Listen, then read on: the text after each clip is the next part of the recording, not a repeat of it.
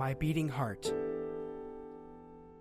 A fanfiction by Lownly. Chapter 2. Don't Go.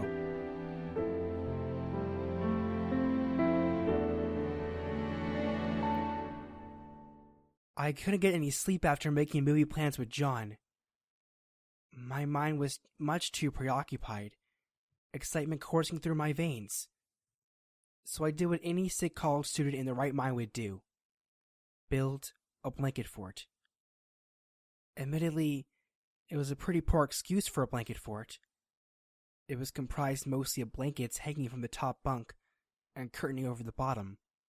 But hey, in my defense, I was deathly ill. Once I had completed my pitiful fort, I decided a warm shower would do me good.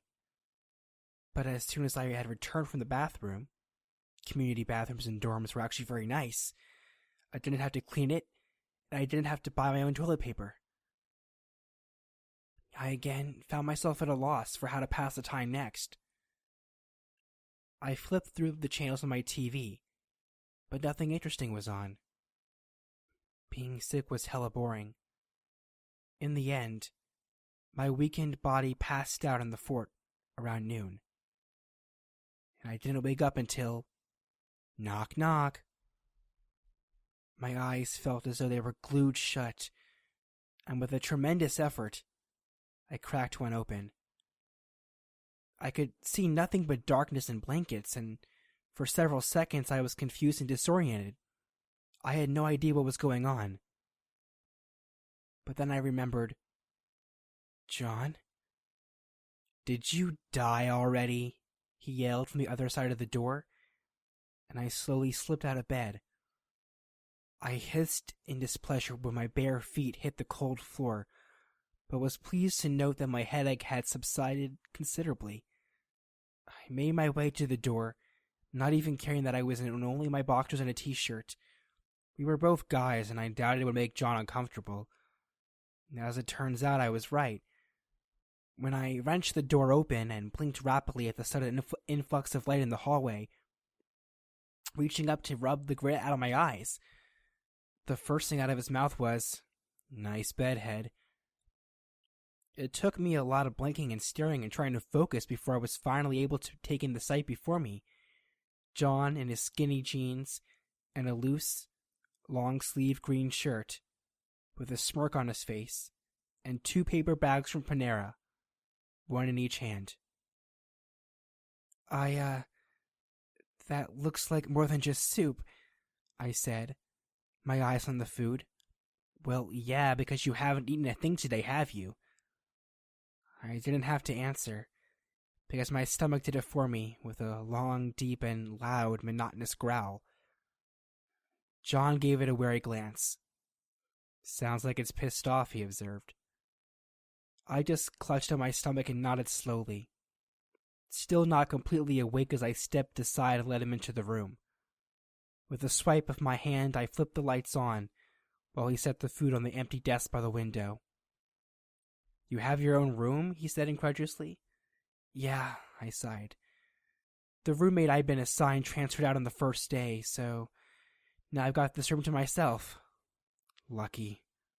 "What? It's not all that great, to be honest. I kind of wish I had someone to share it with." John held up his hand. "No, stop. You don't know what you're saying. Be careful what you wish for, because you could end up with a crazy roommate." I squinted inquisitively at him. "Did you end up with a crazy roommate?" He opened his mouth quickly before shutting it again with a snap. Hesitating, appearing as though he was torn between answering and just keeping quiet about it. I raised an eyebrow, grinning until he finally breathed out a short puff of air through his nostrils indignantly. I was briefly reminded of a horse. "Okay, fine. Do you really want to know? I live in Maria, so we have suite housing and the 4 of us share a bathroom. Do you know how much that sucks?" "Well, that doesn't sound so..." "And me and Connie had to listen to our 2 roommates bang in the room each night." My face suddenly felt very hot. Oh, yeah, John said, rubbing at the back of his neck. I could almost taste the awkward in the air. Anyway, he mumbled, attempting to change the subject. Come eat your food already. I got you cheddar and broccoli soup, so I hope that's okay. I also brought some other random food they had in case that's not enough. No, that's perfect. Thank you so much, John. I dragged a blanket out of my bed and from behind the makeshift curtains and draped it over my shoulders, padding over to where my food was sitting. Oh, and if your roommates get to be too much of a problem, you're always welcome to stay the night here, you know. I quickly sat down and began destroying the food John had placed in front of me. There was a brief second of silence before he finally said, I'll have to take you up on that offer sometime. As I set about graciously devouring the soup that John had so kindly blessed me with, he wandered over to where tonight's movie rested on my cluttered desk across the room, still in its DVD case. I'm gonna fucking cry, he whined. Quickly swallowing, I said, I hope you like ghosts and things like that, because I think that's what it's about. I turned my head just in time to see him visibly shudder. I rolled my eyes and returned to my meal. From what I heard, Insidious hadn't even been that scary. For the next few minutes, while I was finished eating, I listened to John sigh and grumble while he read the movie synopsis and examined the cover. Hey, I spoke up, swallowing down the last of the soup and setting the disposable bowl aside. Have you heard about the recent study on complaining? John looked up from the movie box and scowled at me. No. Research actually suggests that complaining does absolutely nothing to help a situation, I said, feigning surprise. The DVD case flew across the room and slammed into the back of my head and proceeded to clatter to the floor. Laughing and coughing at the same time, I scooped up the movie, drew my blanket around me like a cape, and shuffled over to the DVD player. Could you turn off the lights, please? I requested pleasantly, placing the disc in the tray and grabbing the remote. What? We're gonna watch it in the dark? Of course, it's a scary movie after all. Sneering as he went, he quickly snapped the lights off, and I climbed into my blanket for it, pinning the overhanging sheets to the side, and beckoning for John to join me on the bed. I hoped he wouldn't think me weird for inviting him to sit on the bed with me. We were watching the movie as friends, so there was nothing weird about it, right? Luckily, he seemed completely okay and comfortable with it as he kicked it off, getting his shoes off and hopping right in. But I held up a hand to stop him. Now, John, before I let you onto my bed, promise me that you won't piss yourself in the movie. His reaction was immediate. God fucking damn it, Marco, did you want me to watch this thing with you or not? I quickly scooted back, propped myself up against the wall, and patted the spot beside me. Yes, please, I smiled innocently. He let out a tremendous sigh and crawled in next to me. The previews began, and as I clicked the skip button on the remote, I smiled over at John. But really, if you need to take a potty break, don't be afraid to let me know, okay? That earned me a elbow in the ribs, and I complained about how bony he was. I glanced at him to find that he was snatching up one of my pillows and clutching it to his chest. What? I questioned. I'm preparing myself, he explained. Deciding to not ask for any more clarification, I opted to instead press play and start the movie. Now, I'm a bit ashamed to admit this, but I was the first to jump. Title screen and a chorus of badly tuned string instruments nearly blew my eardrums out. And the volume wasn't even up that high. The fucking music is annoying and really unnecessary, John sighed. Sinking deeper into my blanket with him making comments on the movie next to me, I knew I was in for a fun time. And man, was I right. For the first bit of the movie, nothing terribly exciting happened. The family was moving into a new house. There was a bunch of noisy kids. It lulled us into a false sense of security. John's grip on my pillow relaxed considerably as we sat in silence. And when the mom began to sing a calming song while playing the piano, he even went as far as to say, "This isn't so bad." I nodded my head in agreement for his sake.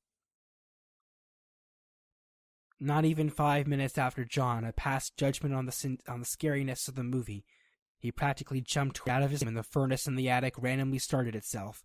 "Fuck!" he shouted, clutching the pillow tightly against his chest. "You spoke too soon," I said, trying to stifle my giggles. "That wasn't even scary." "Yeah, okay, but I'm not the one who had a heart attack at the title." I pouted at that. "It was the music," I said to myself. We continued to watch in silence, John noticeably tenser than before. When the attic door opened by itself, he let out a high-pitched whine that only increased in volume as one of the children saw and went up the attic stairs. "Kid's got balls, I'll give him that," he murmured, and he pulled his lanky legs up so he could rest his chin on his knees. "More like no common sense," I added, and he hummed in agreement. Now, keep in mind that at that point in time and throughout the beginning of the movie, there had been at least 6 solid inches of space between us and the bed. But when the scene with the baby monitor came up, that quickly changed. "What the fuck?" John nearly slammed his head against the top bunk as he jumped and scrambled over to me, grabbing my arm. "John, calm down." His slim fingers were digging painfully into my skin, and I attempted to pry him off me, but it was no use. As the movie continued and no more jump scenes came on, John relaxed and slowly released his hold on me. But then some random guy appeared in the baby's bedroom and let out a shriek of, "Marco!" and pressed his forehead into my shoulder, bringing the pillow up to block the TV from his line of sight. I laughed, realizing that using the pillow as his eye shield had been his intent all along. "Don't laugh at me," he growled, and that only made me laugh harder. That's pretty much how we spent that time, jumping and clinging to each other, though mostly it was John clinging to me, and making fun of each other when one of us exhibited a hilariously pathetic reaction. Again, it was mostly John with the pathetic reactions. One of the most memorable moments from that movie was when the red-faced demon thing was picking around the dad's head, and John screamed out a garbled string of curses as he grabbed my hand and pulled it to his chest, nearly crushing it in his grip. Instead of commenting on the pain, I said, "Wow, not even a no homo? Rude." To which he replied, "Fuck you and your no homo. If something gay happens here tonight, it will be completely your fault." I laughed so much during that movie. I was surprised that I didn't vomit my soup back up. I coughed and sneezed a lot, though. And when we'd been practically tangled up during a rather frightening scene, I actually sneezed into John's shoulder. "Did you just do what I think you just did?" "Nope." "Well, okay then." At the end of the movie, when the title accompanied by the loud and annoying music flashed across the screen, we were curled into each other's arms, grasping at one another's shoulders, frozen in place. Did he just..." John whispered. "Yeah," I whispered back. We sat there like that for a moment, unwilling to move. "See?" I whispered, still not wanting to speak too loudly. "That wasn't so bad." After almost 30 seconds of staring at the credits, I finally stretched my arm out to pick up the remote and press the power button. We were encased in darkness instantly. John's voice was warm against my ear. I hadn't realized how close he was. "Why the hell would you do that?" he accused, voice cracking. "Let me turn the light on first." "Yeesh," I said, turning the TV back still showing. As soon as the TV's faint glow returned, he quickly disentangled himself from me and shot off the bed, hurriedly flicking the light switch on. Then, I turned off the TV. But John was still standing next to the light switch by the door, and he wasn't budging. "Hey, Marco?" "What?" He made sure to scowl directly at me, face disturbingly serious. "I have to piss." "Are you serious?" "Yeah." "Then go already, the bathroom is just down the hall," I laughed. John's scowl deepened then, his eyes overcast in the shadow of his brow. "You've got to be out of your fucking mind if you think I'm going to walk to the bathroom alone. Stina is old and run down as hell. Are you really serious?" "Yes, dude, come on." His knees bounced a bit. I sighed heavily. "Fine, let's go."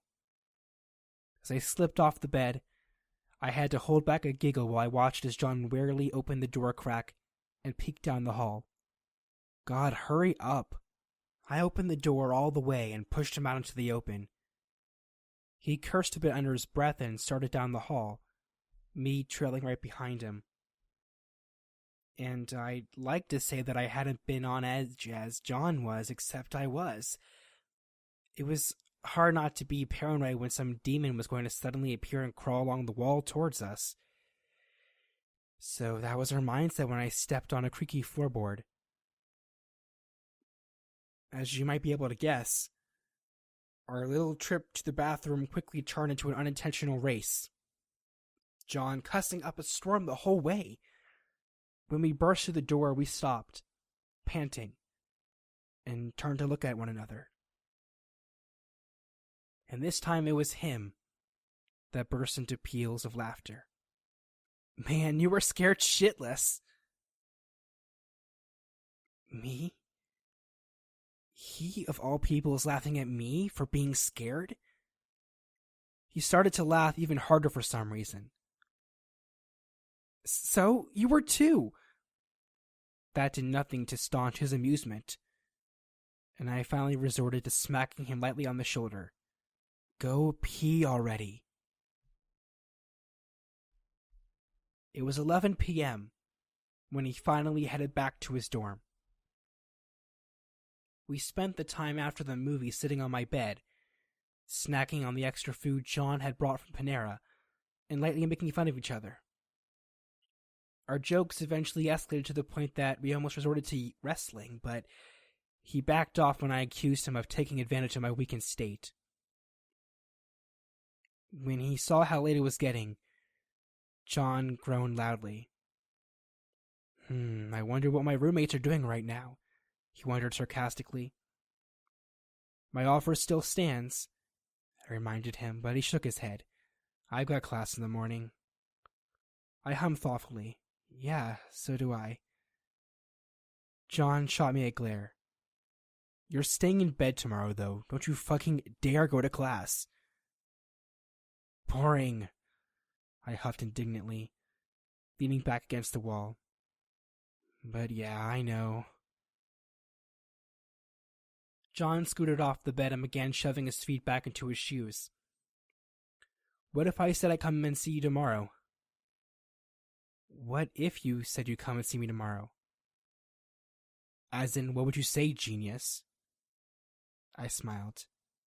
"I'd say that would probably make my day." "Cool," he said, standing. "Do you like Call of Duty?" "Do I like Call of Duty?" he asks. "If you bring Call of Duty tomorrow, I'll love you forever," I said. He cracked a grin. Careful. I just might hold you to that. I watched as he went over to the window. It's dark as hell out there, he complained. To which I told him he better run fast. He thanked me for my astounding advice and went on his way, wishing me a good night and telling me to hurry up and get better. When the door clicked shut behind him, I was left with a hollow, bittersweet feeling. Bitter because I didn't want him to leave. And I felt even more lonely than before he'd come over. But sweet, because I'd had an unbelievable amount of fun with him, and because I was now looking forward to him visiting again tomorrow. He had even made me forget how sick I was. The moment he left, I noticed a crippling pain pulsating throughout my skull. I locked my door, closed the curtains and turned off the light, crawling into bed and letting the blankets of my fort flap close behind me. Cuddling back up into my blankets, my head hit the pillow hard as I squeezed my eyes shut and attempted to sink into sleep. Except, what's that smell? Inhaling deeply, I identified the aroma as faint traces of sweat and cheap soap, and was that chocolate Axe? I rubbed my face happily into the pillow. I don't care what the commercials say, I thought. Girls aren't the only ones who love the smell of Axe, I can attest to that. It was then I realized on my pillow I was shamelessly shoving my nose against was the same pillow John had squeezed throughout the entirety of the movie.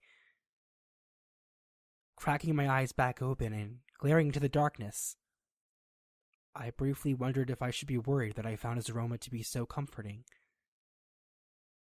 and that I was essentially trying to inhale the entire pillow through my nostrils. But in the end, I was too tired to care. That night, I drifted off to sleep while breathing in John's scent. The next day, I was surprised to find that I'd slept in until 2 p.m. and awoke at the ping of a text message. 3 new messages. From John. Hey, is tonight a good night for me to stay? You're still not sleeping, are you? Wake the fuck up already, sleeping beauty. I rolled my eyes and tapped out a reply. To John. Aw, do you really think I'm beautiful? You're so sweet. From John. Will you just answer the damn question? To John. I told you twice already that you're free to stay whenever. Of course you can stay the night. From John. Awesome. My stomach flipped as I registered the idea that John wouldn't have to leave tonight.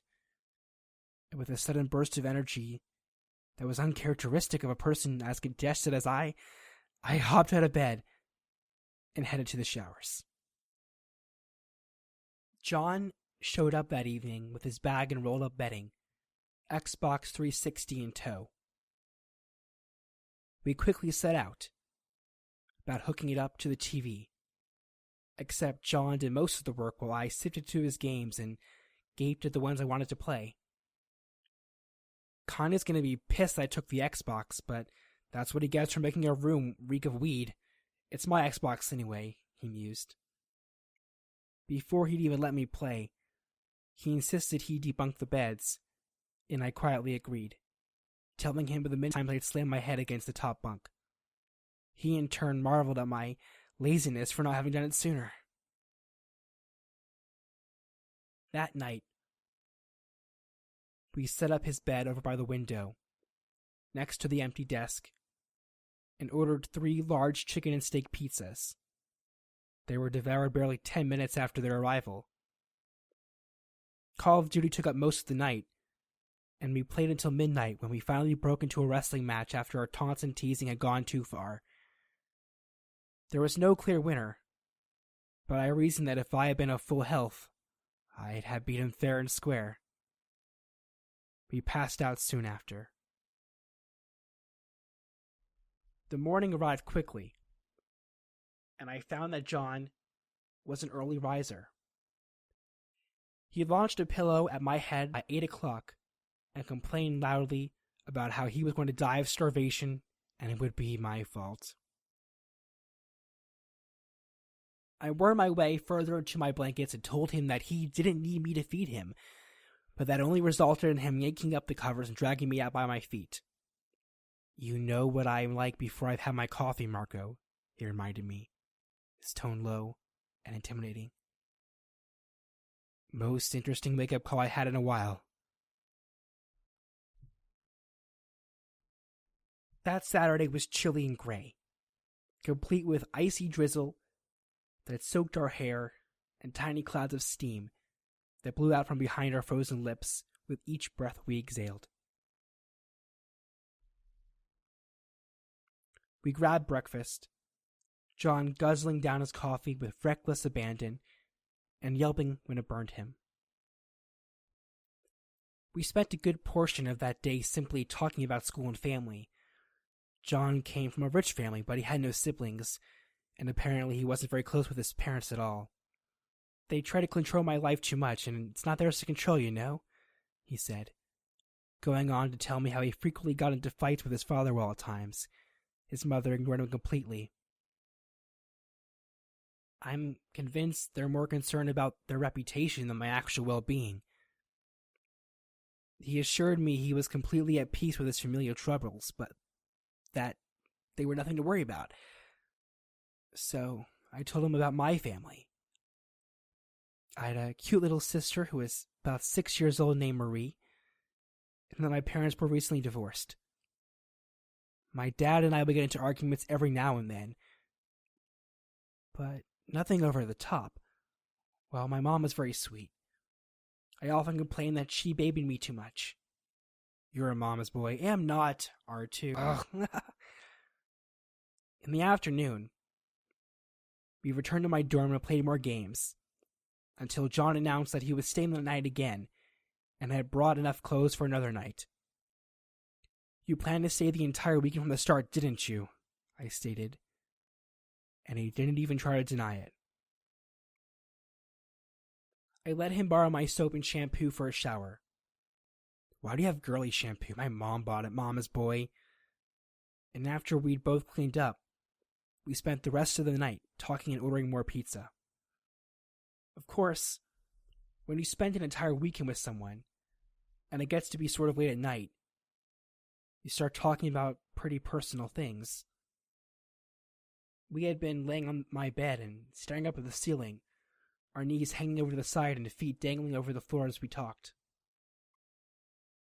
"Hey, Marco?"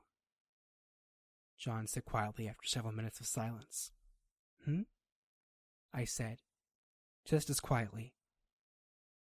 "I was wondering, who all else do you hang out with, besides me?"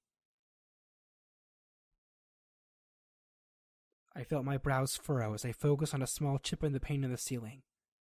"Huh? Why do you want to know?" I felt him shrug next to me.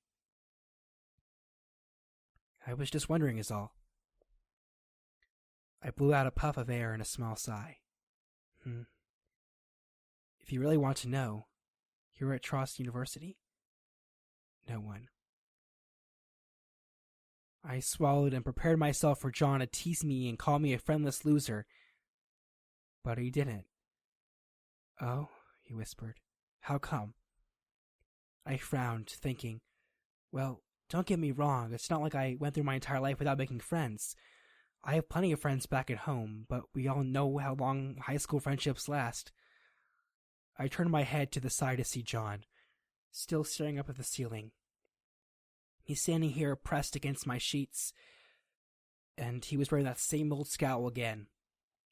He nodded, still not looking at me, so I looked back up. I'm not really involved in anything. I don't go to club activities or frat parties or church. And I don't know if you noticed, but I don't really like going outside of my comfort zone. I don't mind talking to people, but since I've been here, I just don't. John hummed, thinking. But we've been here for over a month and a half. Don't you get lonely? I shrugged. I'm okay with not being terribly social, but yeah, I do. I sighed, feeling my chest constrict. That's why I wish I had a roommate, you know? I'm kind of jealous of you. I like 3 roommates. John turned and grinned at me. Preferably ones who don't make a ton of ruckus in the night, yeah? Yeah, I said, choking out a mirthless laugh. Well, John said, it's fine if you don't hang out with a lot of people. I'm the only friend you need, yeah? Because who needs a friend who's not John Kirstein? I droned, sarcastic. Exactly. We fell into silence again, and this time, I was the one to break it. So, John? Yeah. Who all do you hang out with, just me? I mirrored his own question back at him. Who indeed? He thought out loud. No one. I turned to look at him. Not even your roommates? Not really. But you live with them. Just because you live with someone doesn't mean you're automatically best friends, though. I mean, they're cool and all, but... But what? John only shook his head, frowning more. It's nothing. He didn't seem willing to share, so I didn't press him for more information. Do you get lonely too, then? Well, everyone gets lonely. It's just natural, yeah? But seeing as how I'm living with 3 other guys, a lot of the time I'm just trying to get some time alone. I doubt it's you. But you still get lonely, I pushed. And I watched him nod. His eyes still trained on the ceiling. A lot. My chest felt uncomfortably tight when he said that, almost painful. So I tore my eyes away from him and looked up instead. I pressed my elbow into him playfully, ignoring the feeling. Well, that's okay, because you've got me now, right? You can just hang out with me when you get lonely. True, he said. And a tiny glance to the side told me he was actually smiling now. I actually don't feel lonely when I'm with you. I squinted at the chipped paint, confused. Well, of course not. We're friends. Of course you wouldn't feel lonely with friends. John didn't say anything. And that scared me a little. John? We are friends, right? What? Oh, well, yeah, of course. You don't even have to ask. I don't spend my entire weekends with just anyone you know. Something warm spread throughout my chest when he said that. It felt nice. His words made me feel special. He then said, We're 2 lonely losers, so we've got to stick together, yeah? At that moment, I silently pleaded with whatever entity there was that controlled fate and the universe that me and John wouldn't be separated, that our friendship wouldn't hurt. We fell asleep just like that, on my bed, side by side.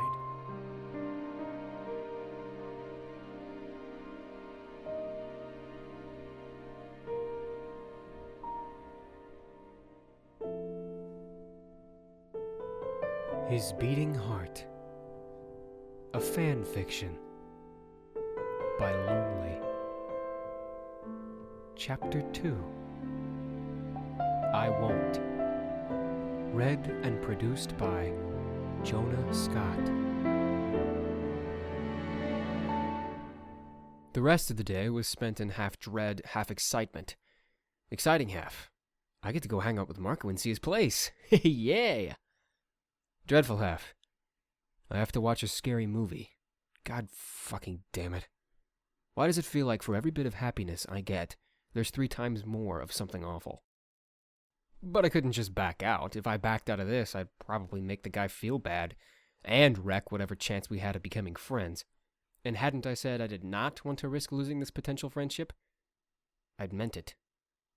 Hanging out in my room that afternoon, I'd attempted to do homework, but found that I was far too stressed to even focus. The clock was distracting as fuck. I kept glancing at it, watching as the minutes ticked away, knowing I'd soon have to go pick up food for Marco. I considered taking a small nap beforehand, since I was 100% positive that I would get no sleep that night, loud roommates or not, but judging from my jittery nerves, I knew that such an attempt would be pointless. Soon enough, 7 o'clock rolled around and I headed off to Panera. I couldn't shake the feeling that I was strolling straight towards my own personal guillotine, even though I clearly knew that I was only headed in the direction of a cozy little restaurant that specialized in bread products. I ignored the anxiety I was feeling and went straight on my way. Knock, knock, I called. I was standing in Cena, outside room 323, with 2 bags of Panera's soup and bread products in hand. Both my hands were full, so I didn't even bother with the hassle of attempting to physically knock on his door, and opted to instead scream from the other side. Several doors along the hallway flew open, residents peeking out from their rooms to see what all the noise was, or if they had a visitor. Several of them glared pointedly at me, like I fucking cared. They were lucky I had my hands filled with wheat and wheat byproducts, otherwise I wouldn't have hesitated to flip them off, with both my hands. Fuckers. When the door still hadn't opened this time, I yelled, "Did you die already?" The sounds of creaking floorboards and a mysterious hissing noise from within informed me that no, Marco had not died and that he was very much alive. Finally, his door swung open to reveal what I will begrudgingly call one of the cutest sights I had ever been given the honor of seeing. Now, at that point in time, I would have never admitted to thinking Marco was cute. But let's get actual here. He was fucking adorable. He was in nothing but a plain black t-shirt and dark blue boxers. His feet bare and his toes wriggling against the floor as he tried to maintain his balance. His eyes, normally wide and bright and generally childish looking, were now squinting at me, almost shut. And he brought a fist up to rub his knuckle against one eye. The sickness had taken its toll on him, judging from his bright red nose and pale complexion. But that only seemed to contribute to his generally helpless and innocent appearance. I could only smirk when my gaze landed on his hair, no longer parted but messed up from sleep. "Nice bedhead," I commented.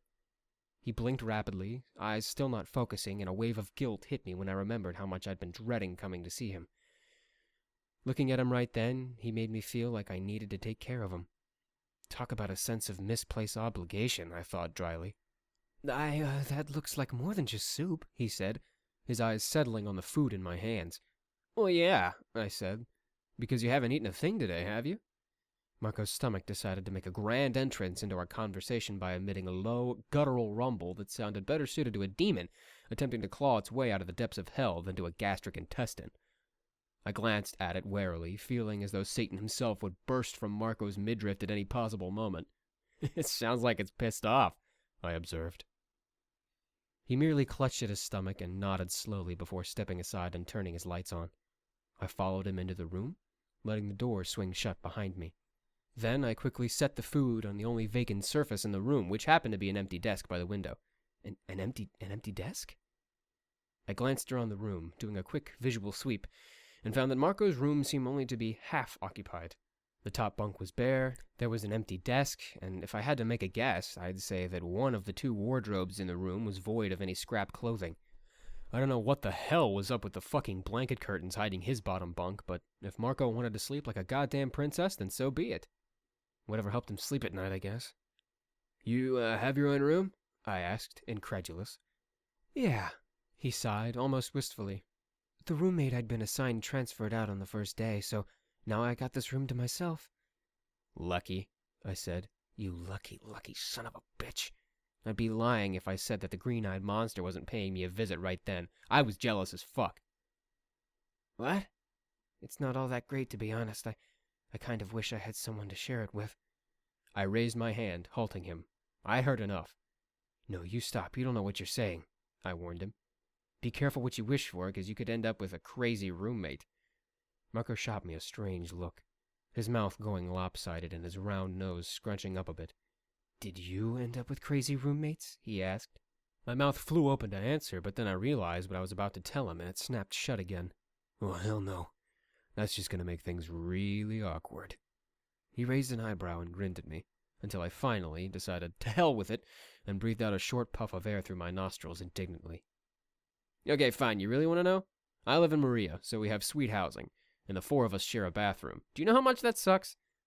Well, that doesn't sound so. Me and Connie have to listen to our other 2 roommates bang in their room every night.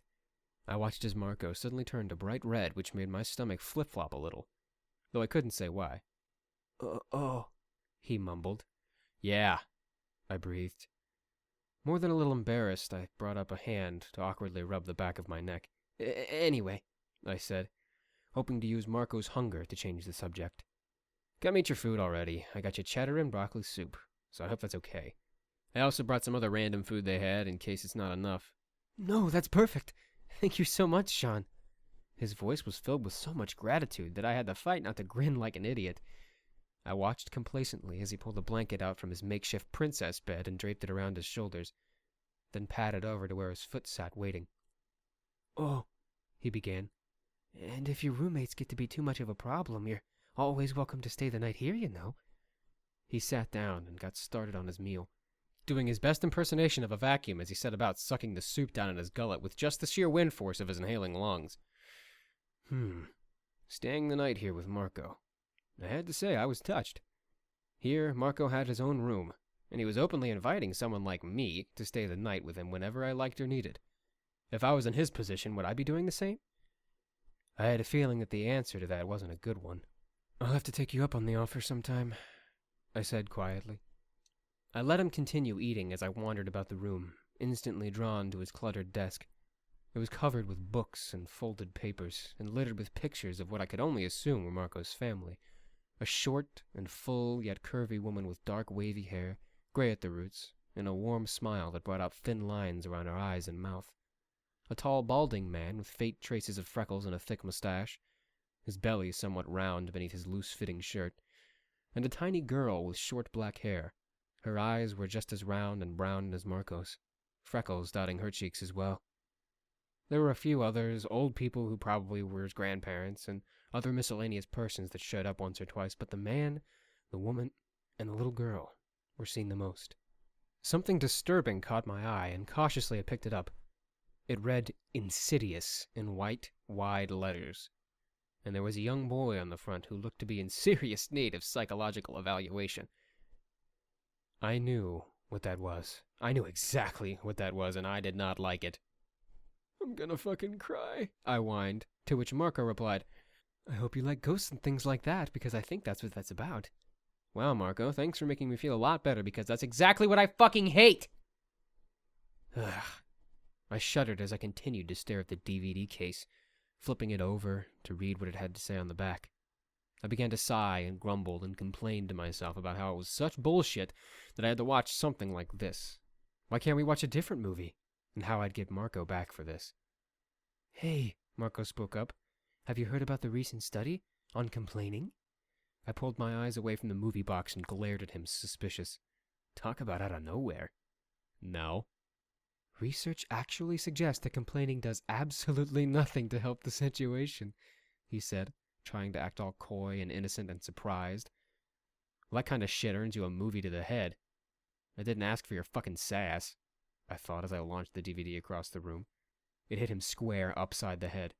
Marco just laughed and coughed as he picked the movie up off the floor, drawing his blanket around him like some sort of cape while he was shuffled over to the DVD player.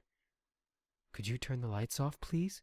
He said, overly polite as he placed the disc in the tray and snatched up the remote. I could feel the blood drain from my face. What? We're gonna watch it in the dark? Of course. It's a scary movie, after all. I made sure to express my displeasure through some sort of unattractive facial expressions as I quickly snatched the lights off, turning to watch Marco climb into his bed and pin the overhanging blankets to the side. With him sitting in his little princess bed and a blanket cape hanging off him like it was royalty, I couldn't help but think that a tiara would really complete the look. Princess Marco. Her Majesty then turned and beckoned for me to join her on the bed, and I quickly complied. I kicked off my tennis shoes and was about to dive right in, but then he held up a hand. Now, Jean, before I let you onto my bed, you have to promise that you won't piss yourself during the movie. You can't be serious! God fucking damn it, Marco! Do you want me to watch this thing with you or not? My potential friend was hurting my ego, and that was making me feel really pissed off and self-conscious. He then scooted back and propped himself up against the wall, patting the spot behind him. Yes, please, he said pleasantly, a soft and innocent smile playing on his lips. I sighed. I just couldn't fight that smile no matter how hard I tried, and resigned to climbing into the bed next to him. Oh, but the jokes at John's expense were not over yet. As Marco skipped over the previews, he said, "But really, if you need to take a potty break, don't be afraid to let me know, okay?" I shoved an elbow into his ribs. Before we started the movie, I made sure to quickly grab one of his pillows and pull it close to my chest, steeling my nerves and getting ready for whatever may come. What? He questioned, glancing at the pillow I was holding. I'm preparing myself, I explained. If he wanted any more clarification, he sure didn't say anything about it. He just decided to press play on the remote and start the movie. Now, get this. I wasn't the first one to jump. 1 point to Jean. The title came on screen accompanied by awful and out-of-tune string instruments that raked at my eardrums. It actually startled Marco. The fucking music is annoying and really unnecessary, I sighed. Marco snuggled deeper into his blanket next to me. I had a feeling that this was going to be hell, and man, was I right. The first bit of the movie was fine. Nothing scary happened, and in my book, not scary things were good things. All that really happened at first was some family moving into some old house, and there were some noisy kids. I was deceived by the calming beginning, lulled into a false sense of security, you might say. The mother even started to sing a calming song while playing the piano, and I thought I could actually sleep to this. This isn't so bad, I said, and Marco nodded next to me. I regret saying those words to this day. Not even 5 minutes after those words had left my mouth, this furnace in the attic randomly started itself up, and I shouted in a surprised, "Fuck!" You spoke too soon, Marco said, trying to stifle his giggles. It wasn't even that scary. Yeah, okay, I'm not the one who had a heart attack at the title. I looked over just in time to see him pout, which was kind of funny, and a little cute. It was the music, he mumbled, and I turned away so that he wouldn't see me rolling my eyes. We continued to watch in silence, and I was ready this time, much more tense than before. When the attic door opened by itself, I let out a high-pitched whine that grew louder as one of the kids saw and went up the attic stairs like a dumbass. Kid's got balls, I'll give him that, I said, pulling my legs up and placing my chin on my knees. No, more like no common sense, Marco added, and I hummed in agreement. Now here's where things get embarrassing. From the start, I'd made sure to keep a wide breadth of space in between Marco and I, knowing full well what was going to happen. Sure enough, I was right, and it happened. The scene with the baby monitor came up, and I could feel every muscle in my body twitch as I jumped, almost hitting my head against the top of the bunk while I yelled, "What the fuck?" I scrambled over to Marco and grabbed his arm. "Jean, calm down." I vaguely remember him trying to pry me off of him, but only vaguely. I was too terrified and focused on the movie, my muscles locked up and tense. The movie continued, and for a while there were no jump scenes, so that gave me some time to relax, and I eventually let Marco go. But then this random guy showed up in the baby's bedroom out of nowhere, and this is embarrassing as fuck. I swear to God, I shrieked, "Ah, Marco!" and pressed my forehead into his shoulder, bringing the pillow up to shield my eyes from the horrid movie. Marco started laughing. "Don't laugh at me," I growled, my face flushing in humiliation, as he only laughed harder. That's kind of how the entire movie went, with me clinging to Marco and screaming my head off like some sort of pussy. There were times where Marco was the one who would scream and grab onto me, but those were few and far between. One of his favorite moments, as he would later tell me, was when the red-faced creature that was supposedly a demon peeked around the father's head, and I began to swear incoherently as I grabbed his hand and yanked it up to my chest, feeling a few of his joints crack in my grip. "Wow," he'd said, "not even a no-homo? Rude." I said, "Fuck you, and you're no-homo. If something gay happens here tonight, it'll be completely your fault." Marco really enjoyed that movie. My memory of it is mostly filled with his peals of laughter, and it always made it hard for me to be mad at him when he was laughing so happily like that. That was probably why I couldn't bring myself to be pissed at him when he sneezed on me. We'd been pretty tangled up and were hiding our faces in each other when I felt him sneeze into my shoulder. Did you just do what I think you did? Nope. Well, okay then. It wasn't worth getting upset over. I sort of deserved it for getting him sick in the first place anyway. By the end of the movie, the two of us were twisted around each other, hands on one another's shoulders and our legs curled in, intertwining. The title flashed across the screen again, along with the god-awful music track, and we remained frozen on the bed. Did he just... I whispered. Yeah, he whispered back. We sat there for a moment, unwilling to move. Then Marco whispered, See? That wasn't so bad. Bullshit. After around 30-some-odd seconds of staring at the credits, spooky music playing in the background, my freckled friend reached out and picked up the remote, turning off the TV. We were encased in darkness instantly. Why the hell would you do that? Let me turn the light on first, I begged, my voice cracking. Yeesh, he said, turning the TV back on to the credits. Sorry. The second the glow of the TV had returned, I was disentangling myself from Marco's limbs and shooting off the bed, hurriedly flicking the light switch on. Only then did Marco turn off the TV. I didn't move from my spot by the door, however. Hey, Marco, I said. What? I scowled over at him. I have to piss. Are you serious? He deadpanned. Yeah? Then go already. The bathroom is just down the hall. He laughed. I glared harder at him. You've got to be out of your fucking mind if you think I'm going to walk to the bathroom alone. Scene is old and run down and creepy as hell. Are you really serious? He asked again. He was really trying my patience as well as the capacity and limits of my bladder. Yes, dude, come on! I bounced my knees a bit for emphasis. Fine, let's go, he sighed, slipping off the bed. I then turned to warily open the door just a bit and peeked suspiciously down the hall. God, hurry up, he said behind me, opening the door all the way and pushing me out into the open. I cursed under my breath and quickly started down the hall, glancing behind me to make sure Marco was still there. It was probably my mind playing tricks on me after that movie, but I could have sworn I was seeing weird shadows and strange movements out of the corner of my eye. All of a sudden, a loud creak echoed around us. Marco squeaked and we were gone, racing down the hall as fast as we could. We burst through the bathroom door and stopped, panting. I looked over at him. His face was flushed, his eyes wide with apprehension, and his eyebrows pulled up with worry. I remember how he'd squeaked in the hallway, and I couldn't help it. I broke down laughing. Man, you were scared shitless, I managed to choke out. And the expression he made when I said that? He looked scandalized. I laughed even harder, and he said, So? You're too? He had to finally smack me on the shoulder and tell me to go pee already. I didn't leave until 11 that night. After the movie, the two of us ended up sitting on his bed, talking, eating up the extra food from Panera as we teased each other.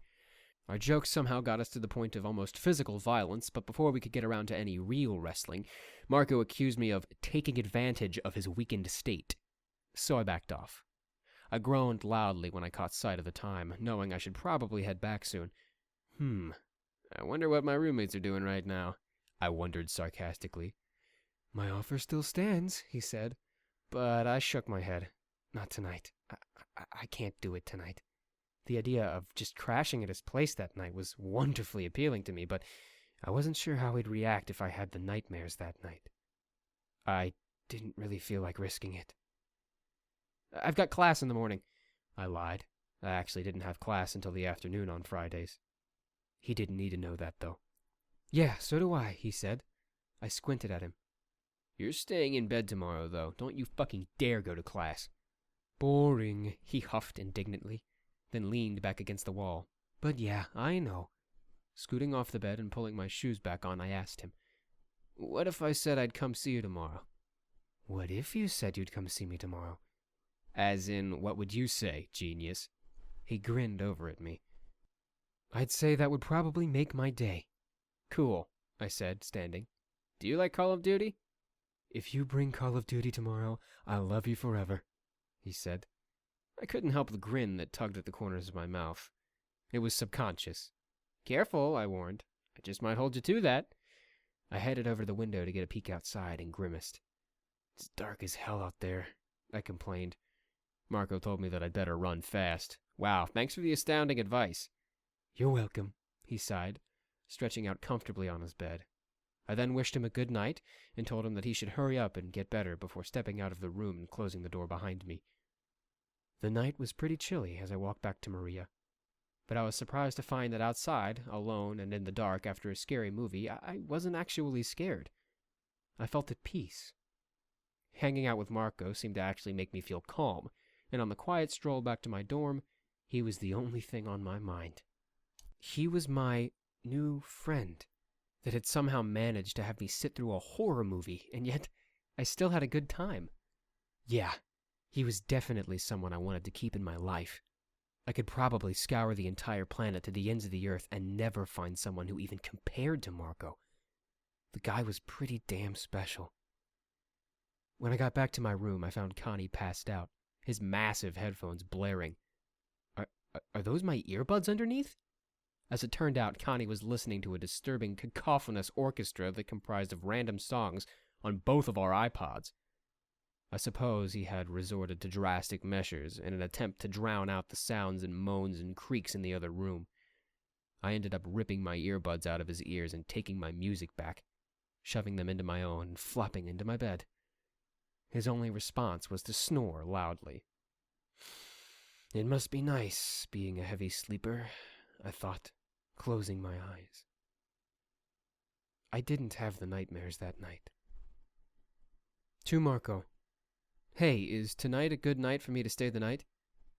I was sitting in my calculus class, absent-mindedly going over yesterday's events in my head.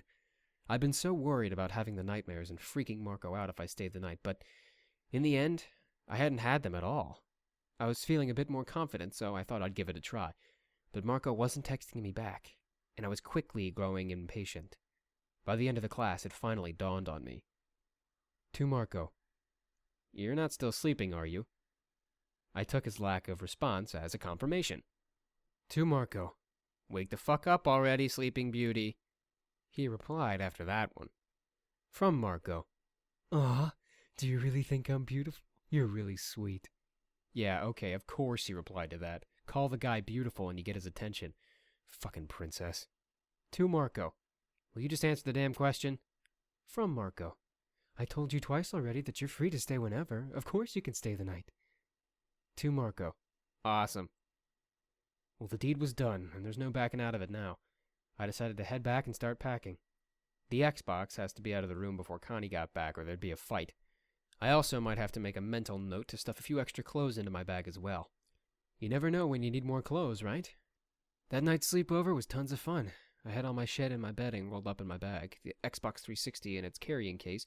I tried to get him to help me set it up, but all he wanted to do was dig through my games, gasping and beaming like an idiot when he saw ones he liked. Connie's gonna be pissed that I took the Xbox, but that's what he gets for making our room reek of weed. It's my Xbox anyway.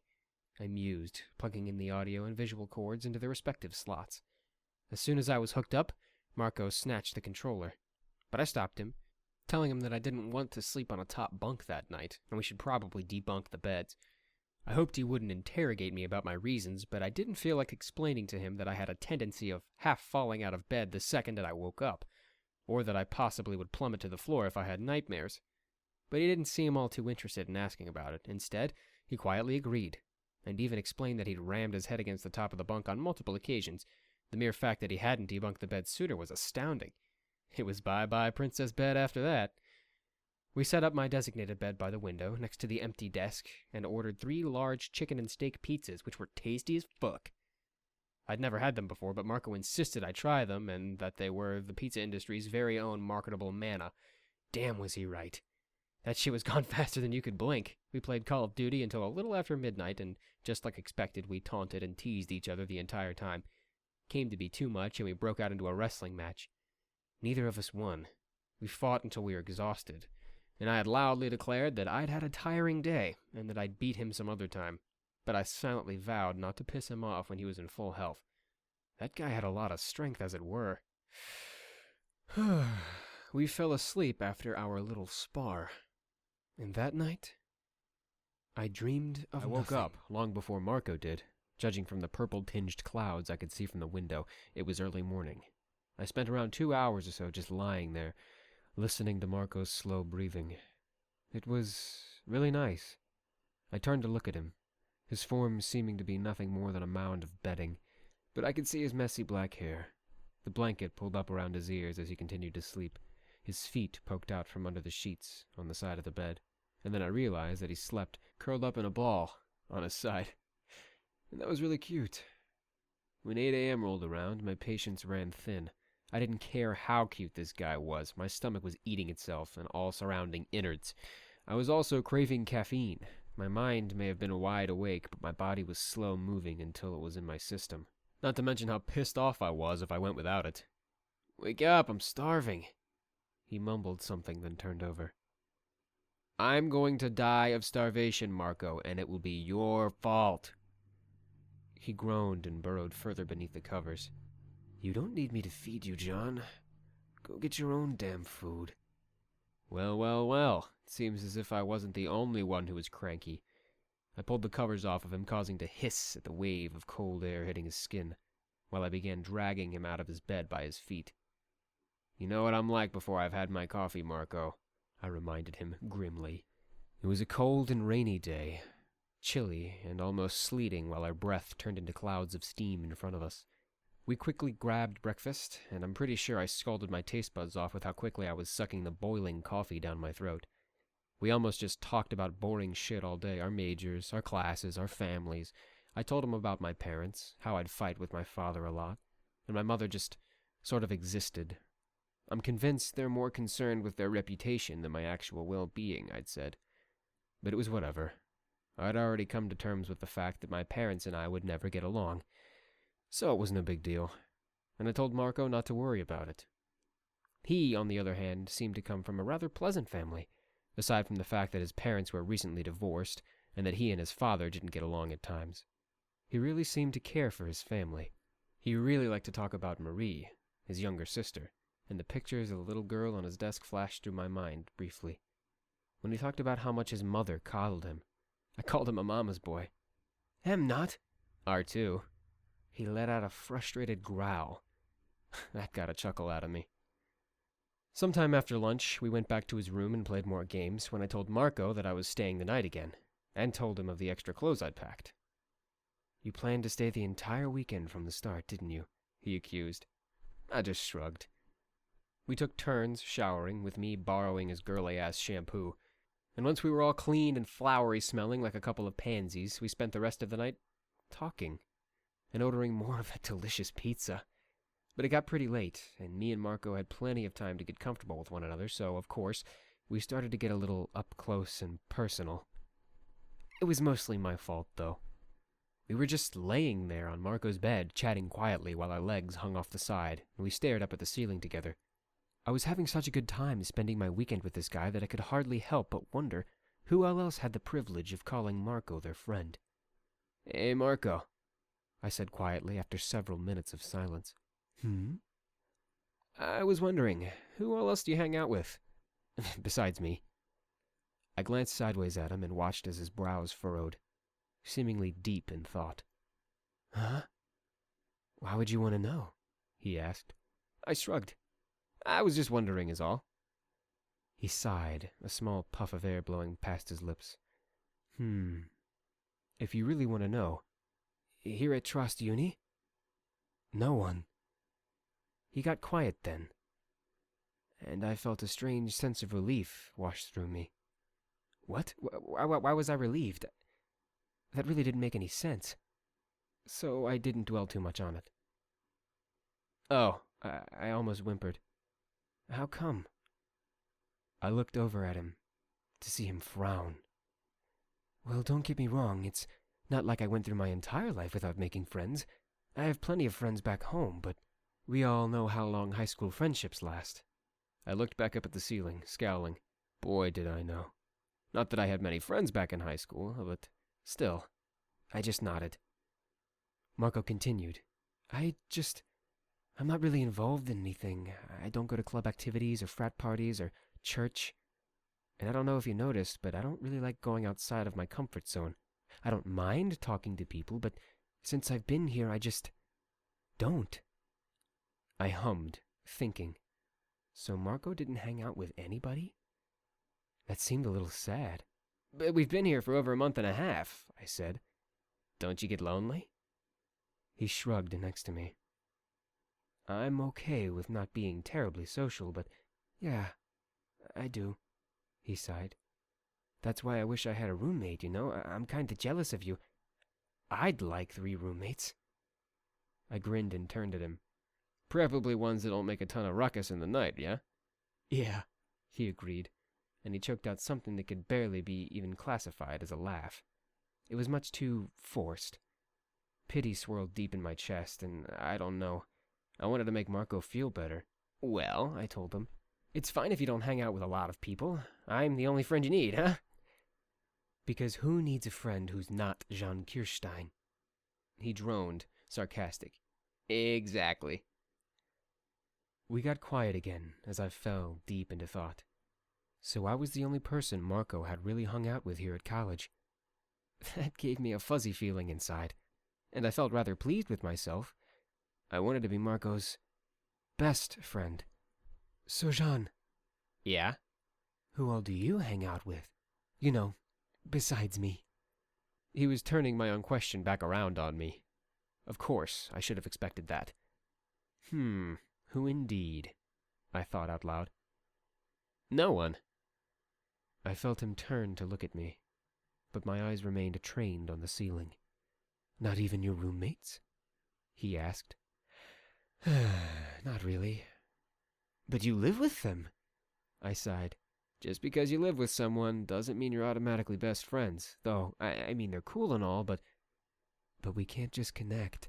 We don't feel each other. I feel lonely even I'm around them. But what? I shook my head. It's nothing. It'd be weird to explain to Marco, so I kept it to myself. Do you get lonely too, then? He wondered. Well, everyone gets lonely. It's just natural, yeah? But seeing as how I'm living with 3 other guys, a lot of the time I'm just trying to get some alone time. I doubt I get as lonely as you. But you still get lonely, he prodded, and I nodded. But I didn't look over at him, even though I could feel his gaze on me. A lot. He didn't say anything for a second. Well, that's okay, because you got me now, right? You can just hang out with me when you get lonely. True, I said, smiling now. That's exactly what I like to hear. And then I realized. I don't actually feel lonely when I'm with you. Marco paused. Well, of course not. We're friends. Of course you wouldn't feel lonely with friends. I chewed on my lip, pensive. Jean? We are friends, right? I blinked out of my reverie. What? Oh, well, yeah, of course. You don't even have to ask. I don't spend my entire weekends with just anyone, you know. It was true. Marco was something else if I could spend this much time with him and not be annoyed. And the fact that he was as lonely as I was, maybe even more in his own way, filled me with a sense of camaraderie. We're 2 lonely losers, so we gotta stick together, yeah? I said. He didn't say anything, but he didn't need to. Laying there by what would soon become my closest friend, I felt completely whole and at peace. I felt better than I had in a long, long time. I actually felt okay. We fell asleep just like that on Marco's bed, side by side. And we were not lonely.